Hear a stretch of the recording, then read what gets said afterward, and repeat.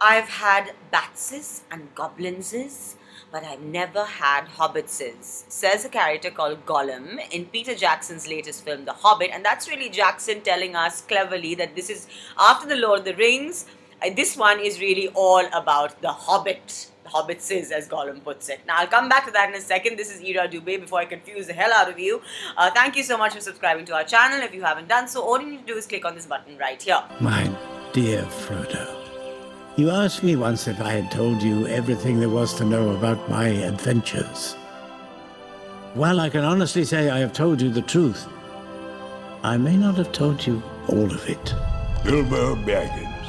I'm looking for someone to share in an adventure. Now, J.R.R. Tolkien, who is the fantastic author who gave us the Lord of the Rings series, has also written other books, one of them being The Hobbit, which is a adventure story of the unlikely tale of a little hobbit who's a home and hearth sort of a little fellow living in Bag End, who's never really gone out of his comfort zone, who gets swept up on this unexpected journey, which is the title of the first part of the trilogy, and gets taken up by Gandalf, who's a wizard, and you have a lot of the familiar characters from the Lord of the Rings series coming back. This is sort of like a prequel to the Lord of the Rings trilogy, and so sort of an offshoot that leads to that later on.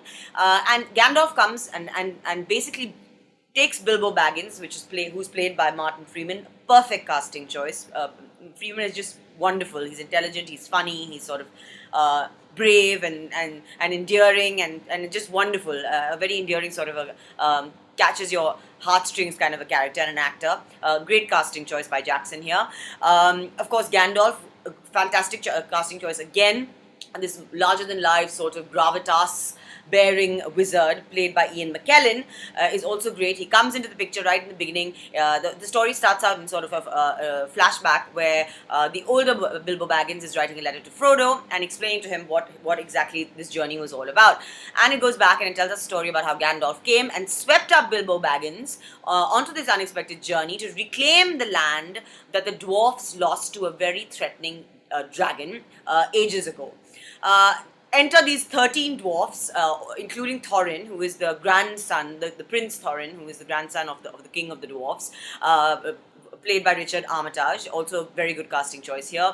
And these 13 dwarfs come in, and that opening scene is quite brilliant. It's sort of a montagey but comical, serio-comic sort of scene where Bilbo Baggins is sort of inundated by these dwarves who go on entering his house and knocking at his door and sort of destroy his larder and sort of just come and just basically take over his home and grab him along on this journey. On the journey, of course, which is in 3D, in a high frame rate 3D. Now, there's been a lot of buzz about this high frame rate that Jackson has used in the film, which is basically 48 frames a second, not 24. And so the visuals are actually so much crisper and cleaner and smoother. Sometimes it takes a little bit of getting used to, because sometimes the actors really feel like the characters and the actors, especially because they're all these fantastical looking creatures with a lot of special effects, they actually feel like they are almost like cardboard cutouts. So it takes a little bit of getting used to, but once you do get used to it, it kind of just takes you in, and it's a very rich movie-going experience.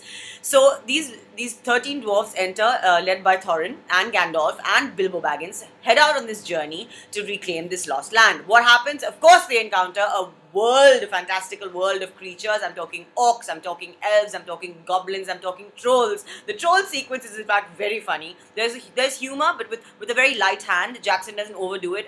There's nothing too, even though this is set, what I liked is that he kind of manages to balance the gravitas of an unlikely little hobbit hero, and doesn't ever, undermine him or his sort of pride and his sort of capability to be a hero.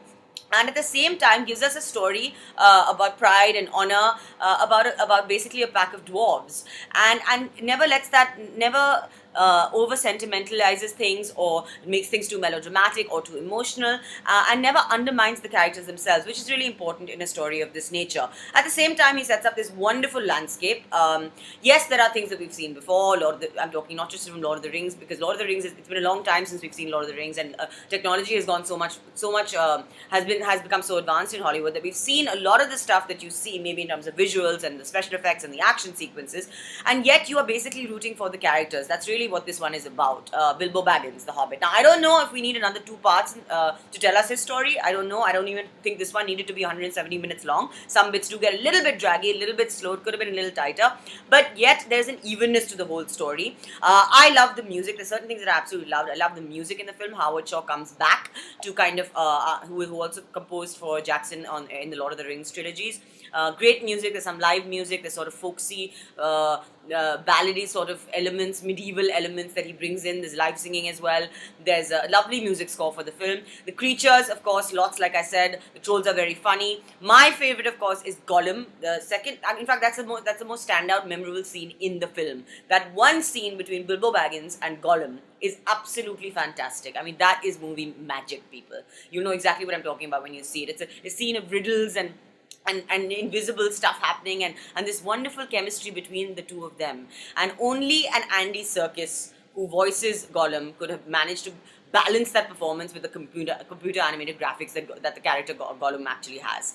So, I mean, there are some standout moments. There's a story of this little unlikely hero that you're following, that you're rooting for, and all in all, it's a very satisfying watch at the theaters. Like I said, I don't know where it's going to go in the next 2 parts, but for the time being, Ira says, definitely catch it. Can you promise that I will come back? No. And if you do, you will not be the same. My name is Bilbo Baggins. Bagginses. What is a Baggins's precious?